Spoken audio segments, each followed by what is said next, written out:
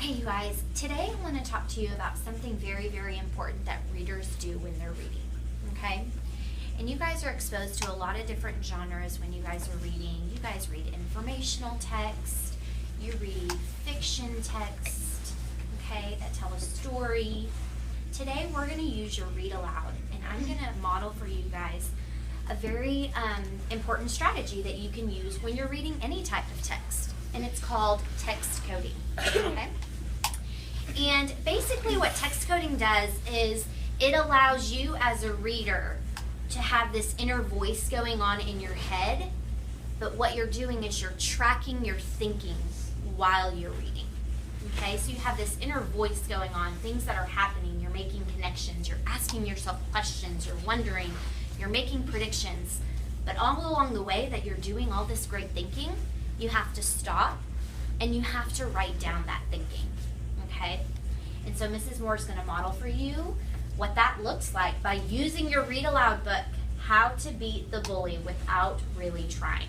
So I'm going to start reading where you guys left off with chapter 11, called King of the Hill.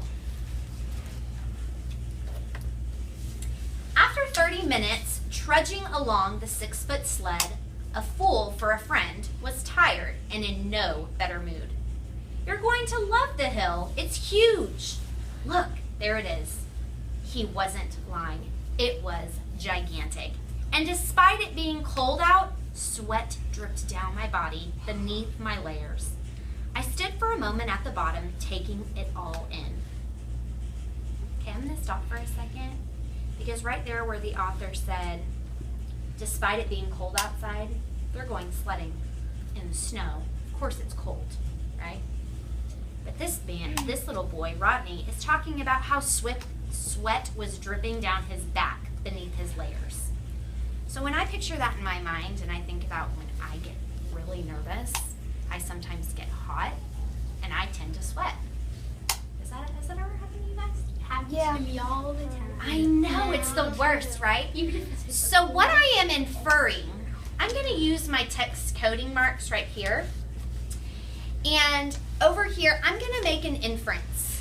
I'm going to make an inference of how I think Rodney is feeling based on the text clues that the author has provided me and based on what I know. Very scared. Yes. So I'm going to code that as an I, and I'm going to write down I infer. I'm going to start with that stem. I infer that Rodney is feeling very nervous, even anxious about going down the hill.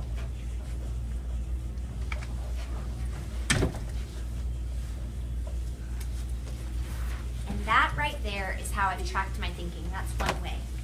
And I made that thought right here, so I'm just going to put it on the edge of my book, my sticky note right there. And I'm going to keep reading. The sky had turned dark gray and snow had started to fall. Suddenly I wish I had pretended to be anything other than what I really am, a coward. I wouldn't have been proving myself to anyone. I wouldn't be standing up here terrified at what was to happen.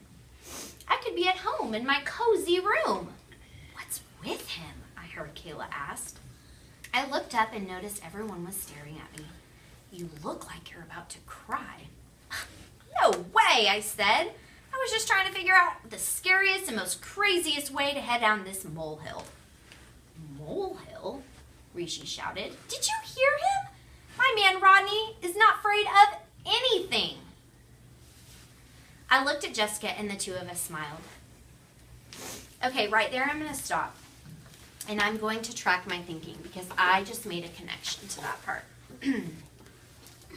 I'm going to code it with a C because I'm making a connection.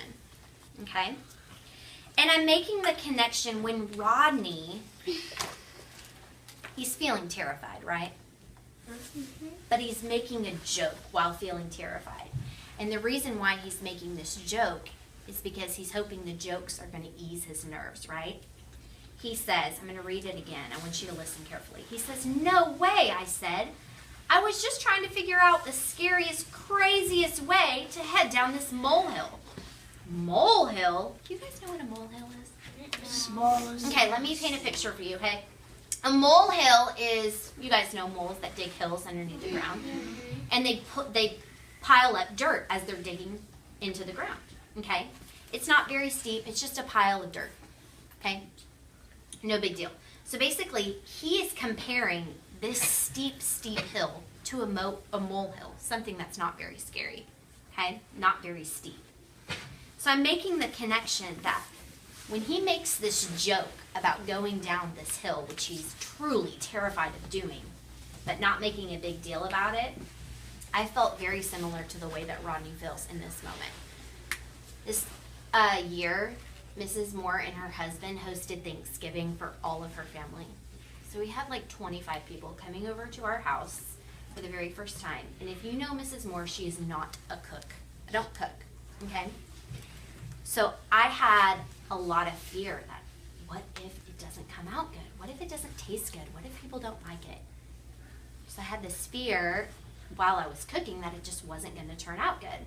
And so I would make jokes with my husband about, oh yeah, it'll be fine, it'll be fine. How hard is it to read a recipe, right?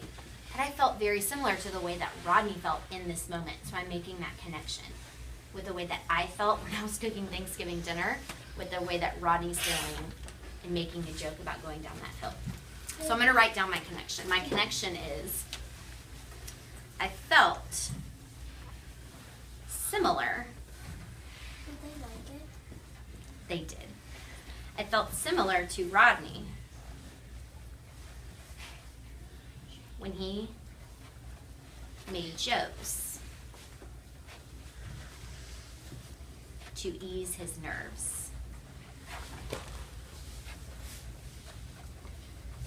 And when I joked about reading a recipe.